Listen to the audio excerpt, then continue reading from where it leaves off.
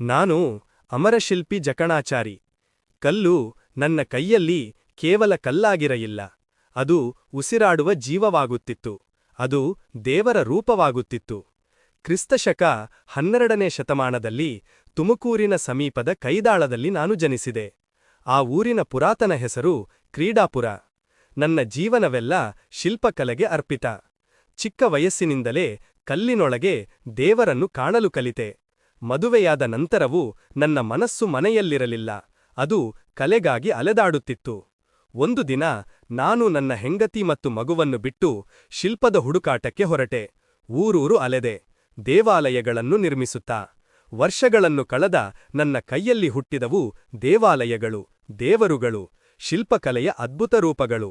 ಬೇಲೂರು, ಹಳೆಬೀಡು, ನೀವು ನೋಡುವ ಆ ಅದ್ಭುತ ಹೊಯ್ಸಳ ದೇವಾಲಯಗಳು ನನ್ನ ಕೈಯ ಸ್ಪರ್ಶವನ್ನು ಹೊತ್ತಿವೆ. ಪ್ರತಿ ಕಲ್ಲಿನ ಮೇಲೆ ನನ್ನ ಉಸಿರು ಅಚ್ಚಾಗಿದೆ. ಪ್ರತಿ ನಕ್ಷಿಯಲ್ಲೂ ನನ್ನ ಆತ್ಮ ಮೂಡಿದೆ. ಕಲ್ಲನ್ನು ನಾನು ಕತ್ತರಿಸಲಿಲ್ಲ, ಅದರೊಳಗಿನ ದೇವರನ್ನು ಹೊರತಂದೆ. ಆದರೆ ನನ್ನ ಜೀವನದ ದೊಡ್ಡ ಪರೀಕ್ಷೆ ಇನ್ನೂ ಬಾಕಿಯಿತ್ತು.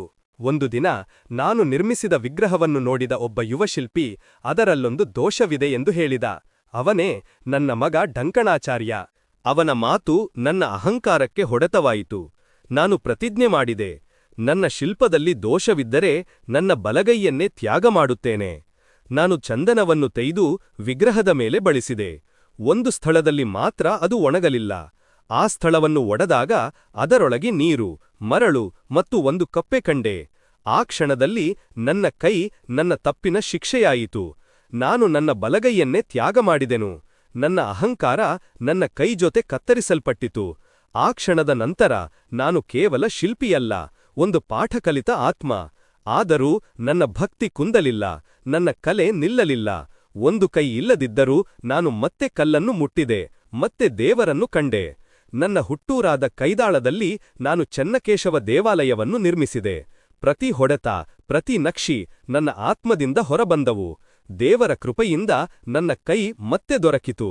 ನನ್ನ ಕಥೆಗಳು ಅನೇಕ, ನನ್ನ ಹೆಜ್ಜೆಗಳು ಅನೇಕ ಸ್ಥಳಗಳಲ್ಲಿ ಉಳಿದಿವೆ. ಕೋಲಾರ, ಚಿತ್ರದುರ್ಗ, ಕುರುಡಮಲೆ, ನನ್ನ ಶಿಲ್ಪದ ಗುರುತುಗಳು ಎಲ್ಲೆಡೆ ಕಾಣಿಸುತ್ತವೆ. ಶಿಲ್ಪಕಲೆಯ ಲೋಕದಲ್ಲಿ ನಾನು ಒಬ್ಬನಲ್ಲ, ಒಂದು ಪರಂಪರೆ. ನಾನು ಒಂದು ಸಂಸ್ಕೃತಿ. ನಾನು ಹೊಯ್ಸಳ ಕಲೆಯ ಆತ್ಮ. ಇಂದು ಪ್ರತಿ ಶಿಲ್ಪವೂ ಉಸಿರಾಡುತ್ತದೆ. ಪ್ರತಿ ಕಲ್ಲು ಮಾತನಾಡುತ್ತದೆ. ನಾನು ಅಮರಶಿಲ್ಪಿ ಜಕಣಾಚಾರಿ. ಕಲ್ಲಿಗೆ ಜೀವ ತುಂಬಿದವನು, ಶಿಲ್ಪದಲ್ಲಿ ದೇವರನ್ನು ಕಂಡವನು.